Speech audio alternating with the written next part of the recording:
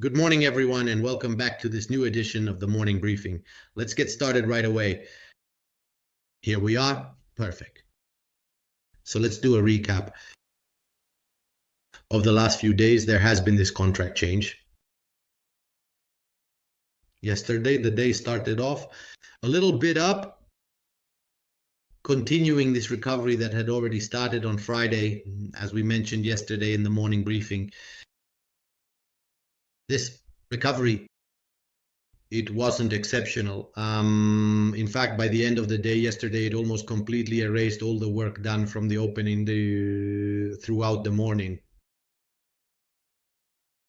Today, from a macro perspective, there isn't much to report, except for there is only a second assigned to the Atlanta Fed. The Atlanta Fed for the GDP. Now, in short, in real time, it's improving a little bit. Then there's a second that I noted down here.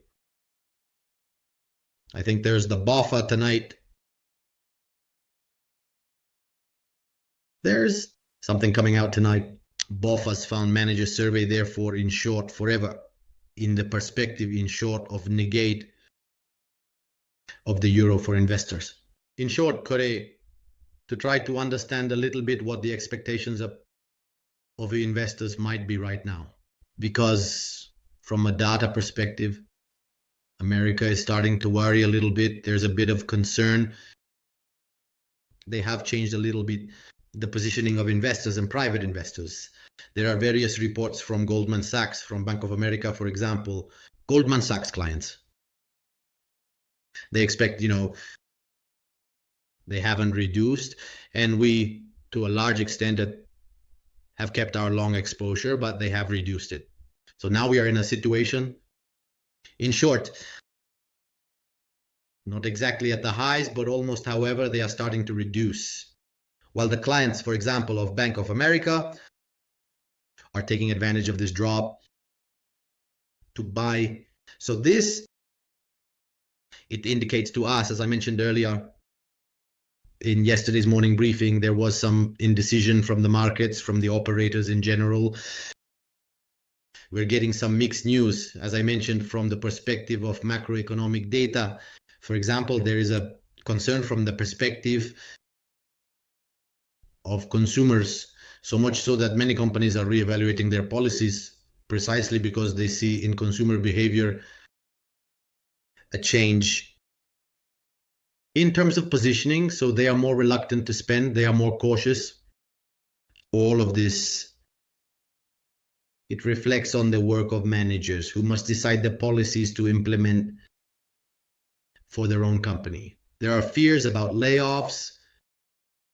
There are also apprehensions about rising inflation, a potential recession for Americans. So all of this is indeed definitely worrying the end consumer. And this obviously reflects on everything else in the economy. That said, from a technical standpoint, at the moment, we're working within the BG3 range, just below HV. There has been this little drop that has stopped between the SD0 and SD1 levels on the NASDAQ side, of course. But I'm expecting a recovery in the HV zone for now, and potentially this range need to be a calm day, like today between RD1 and SD1. I believe it should hold throughout the European morning until just before the American opening.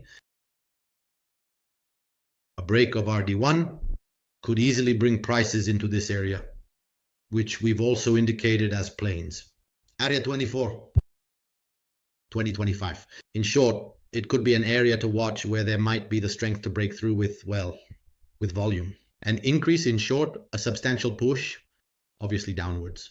A similar discussion applies. A break of RD2 DSD1 would definitely lead to a first test of S2, where we also have two levels BC3, which will definitely provide support for the price. However, we are certainly in a condition, as I mentioned earlier, come on to support the price, but we are certainly in a condition, as I was saying again, essentially bearish. Then we can frame this recovery from Friday to today as basically a bounce, at least for now, until it takes shape in a more consistent manner. we need to contextualize it for what it is, a bounce. After a drop for the NASDAQ, which is around 15%. Okay, that's it for NQ. Let's move on to S. In short, a similar situation to, well, the one we just discussed. We're working exactly like we are for the NASDAQ below the HV levels. A similar situation. Here, however, the level is still RD1. In short, I expect a recovery. Honestly, up to this area here, in this area here. And 50, in my opinion, is an area where the big players who intend to bring the market down, this is an area where they will come in with both hands. I'm convinced of that. Maybe the market will prove me wrong, but I expect a very strong selling reaction for ES here. So basically for SPX, it should be about 50 points lower, around 50, 55 points lower. So the 7 and 95, 658, it could be the area where sellers then manifest themselves in a more aggressive manner, in my opinion. Here too. Well, it's a range. We can identify well the opening between RD1 and SD1 for now. So work calmly this with the various intermediate levels.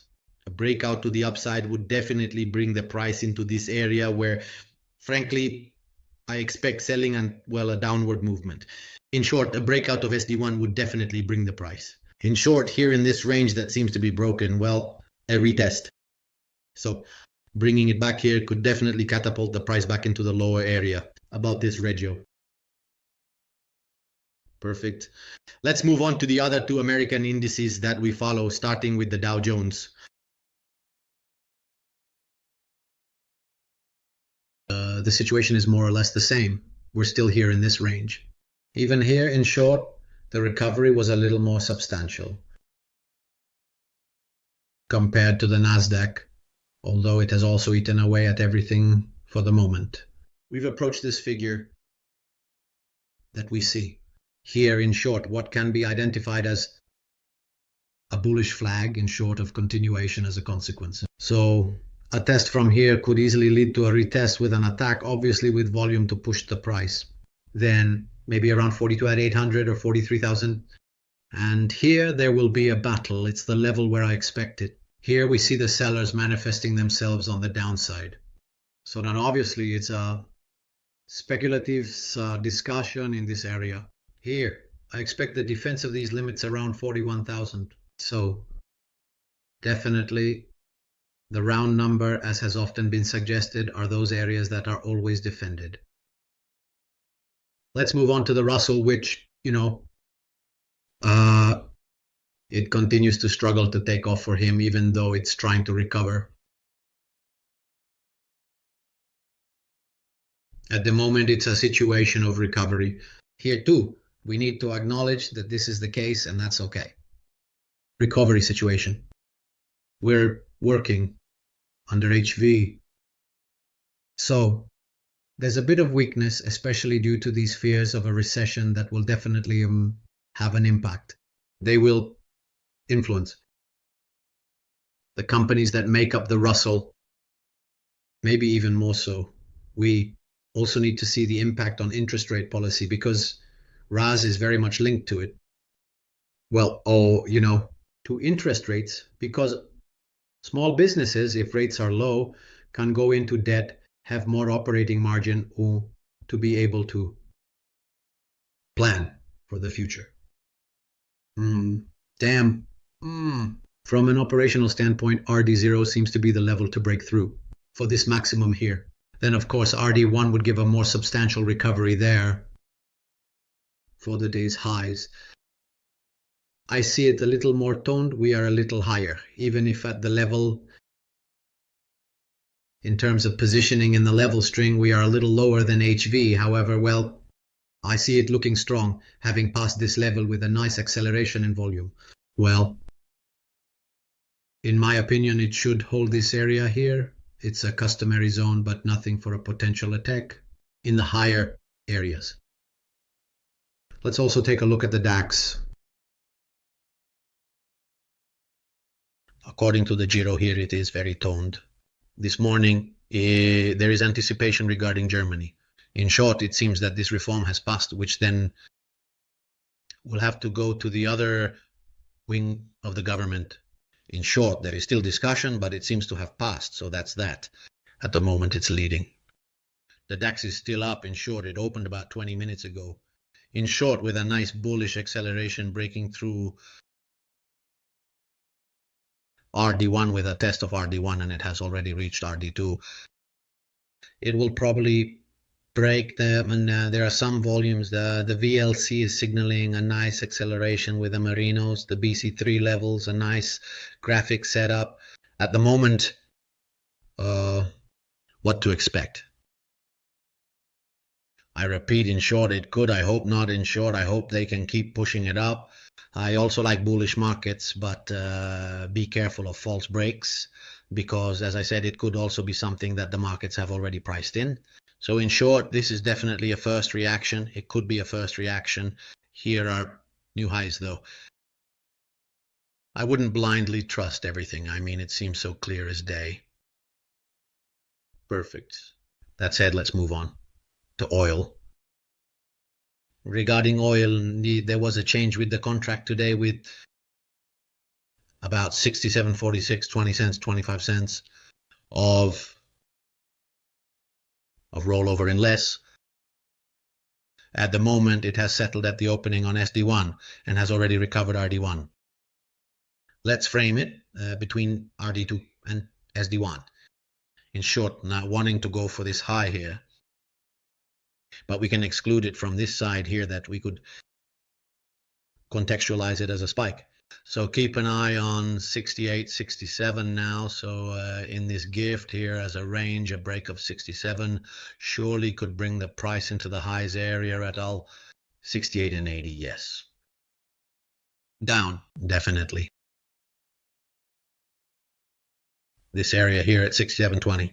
In short, it's something to keep an eye on, because the culture of SD1, well, there aren't any major obstacles, so it's easy to reach SD1 and consequently then into the area of X and the expectations for the day's low. And let's also keep an eye on them, to them that continue, well, sailing with full sails, as I said yesterday morning. So this morning you're still in the series.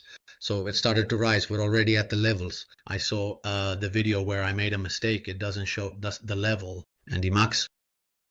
Maybe later I'll send, a correction. That's why I didn't notice this thing. And I don't know situation. No, it's clear. In short, there's nothing more to add. So on the lows, maybe consider going long, protected by the trend, which is very strong. Of course, always with caution, not always with recklessness. We choose the pose well, the positioning, where to exit always. And so that, we can protect ourselves in a way calm and take advantage, of a movement that at the moment seems clearly evident to everyone. I wanted you to take a look at Bitcoin too. So since we launched this survey while waiting, so this is today's string. Maybe later I'll post it in the chat for everyone. At the moment we're working, I'm at between SD1 and SD0. There was a smudge below SD2, almost the SD2 range of 2. What to expect? We are still essentially in a range that we can frame between SD2 and RD1. So let's keep an eye on these two levels, RD1 and SD2. Okay. An upward breakout could definitely go to the maximum area and even beyond, because the volatility here is very high. Conversely, a breakout to the downside could certainly lead the price to a test of the area 80,000 easily. Okay, that said, as always, please exercise maximum caution. These are very volatile days, sometimes with spikes, so watch out for news that might come in through statements or otherwise. As always, we'll catch up later in the chat. Thanks everyone for your attention, and happy trading to everyone.